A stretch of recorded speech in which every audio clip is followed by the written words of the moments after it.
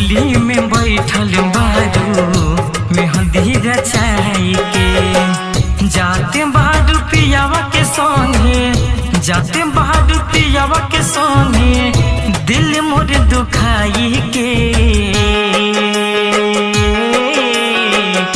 डोली में बैठल बारू मेहंदी रचाई के डोली में बैठल बारू मेहंदी रचाई के।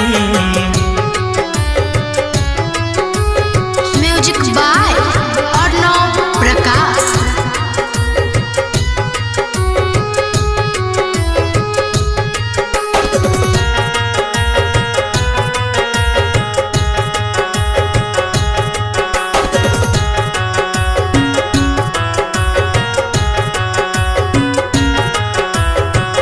याद नहीं पहरल तुहरा पगला दीवाना के शादी होते हो जइबू जाने पहरवाना के। हाँ हाँ हाँ हाँ याद नहीं पहरल तुहरा पगला दीवाना के शादी होते हो जइबू जाने पहरवाना के। बिहतल दिनवा कैसे बिहतल दिनवा कैसे जइबू भोर पराई के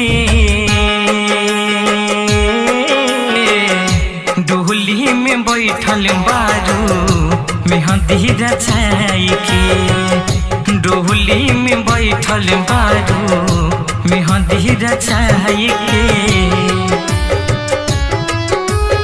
म्यूजिक बाय अर्णव प्रकाश।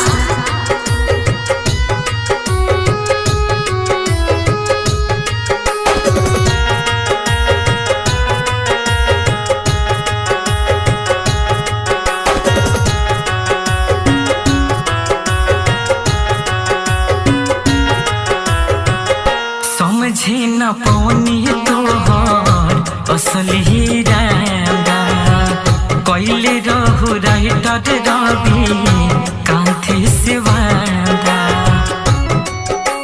हाँ हाँ हाँ हाँ समझे न पौली तोहर असली रांदा कैले रहु राइटर रवि कांथे से वादा।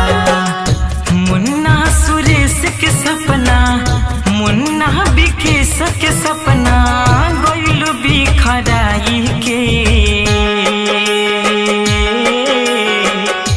डोली में बैठल बारू मेहंदी रचाई के डोली में बैठल